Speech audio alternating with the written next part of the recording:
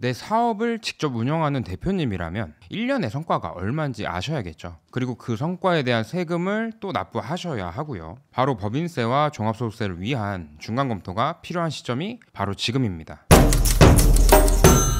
안녕하세요. 컨설팅 전문 세무사 박정현입니다. 길었던 여름이 지나고 이제 3분기 막바지 9월입니다. 매일 바쁘게 사업 운영하시느라 정신 없으시죠? 아마 대부분의 대표님들은 세금은 내년 3월 또는 5월에나 걱정하면 되겠지 라고 생각하실 건데요. 이렇게 방심하는 대표님들은 매년 3월이나 5월에 후회하시게 됩니다. 반면에 사업 운영을 잘하는 대표님들은 바로 지금 이 9월 말에 남들보다 딱 한 가지를 더 하는데요. 이 작은 차이가 내년에 수백 또는 수천만 원의 세금을 결정할 수 있기 때문이죠.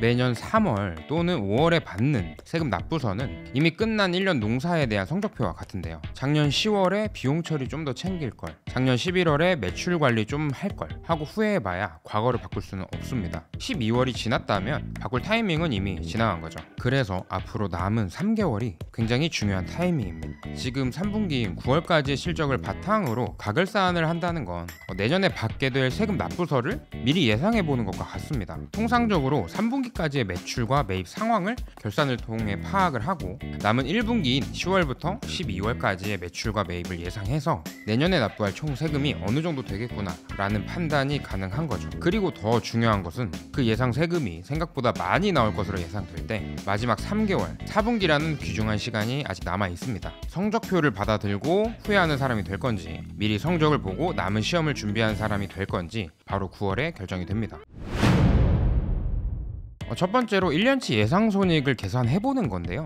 1월부터 9월까지의 실제 매출과 매입 그리고 기타 경비 등을 가결산을 통해 파악을 하고요. 3분기까지의 자료를 바탕으로 10월부터 12월까지의 예상 매출과 매입, 기타 경비 등을 예상합니다. 이를 통해서 연간 예상 순이익을 도출할 수가 있는 거죠. 연간 예상 순이익은 내 사업이 어느 정도 잘 되고 있는지 파악하는 지표이기도 하지만 예상세액을 계산하기 위한 소중한 자료가 됩니다. 따라서 두 번째, 도출된 순이익을 기준으로 내년에 내야 할 소득세 또는 법인세가 얼마인지 미리 계산해서 세금으로 납부할 자금을 마련해야 하는 타이밍이기도 합니다. 그리고 작년에 지출했던 비용에 비해 이번에는 어떤 비용이 누락되지는 않았는지 9개월간의 장부를 검토하며 아직 받지 못한 세금 계산서나 누락된 경비는 없는지 점검해야만 합니다.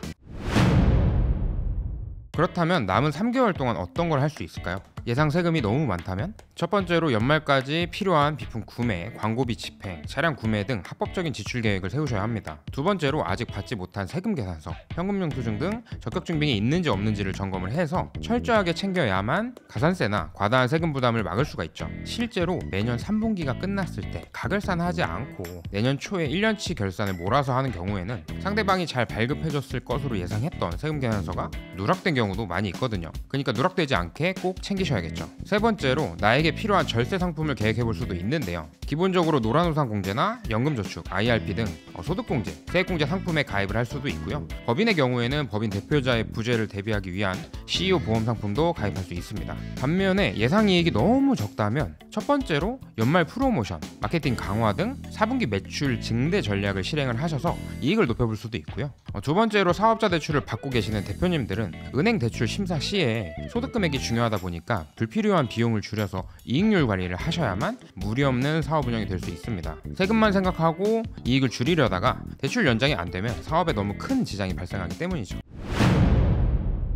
9월 가결사는 하면 좋고 안 해도 나쁠 것 없는 업무가 아니라 남은 3개월의 경영 방향을 결정해서 내년 세금을 디자인하는 가장 중요한 경영 전략 중에 하나입니다. 내년 세금을 확인하고 후회하는 수동적인 납세자가 될 건지 미리 예측하고 관리하는 능동적인 경영자가 될 건지 그 선택이 9월에 달려 있습니다. 댓글에 적어드린 블로그를 참고하시면 법인세와 소득세에 대해서 자세히 알 수 있고 또 더 좋은 내용이 많이 있으니 절세에 많은 도움이 되리라 생각합니다. 오늘 영상이 도움이 되셨다면 좋아요와 구독, 알림 설정까지 부탁드리겠습니다. 감사합니다.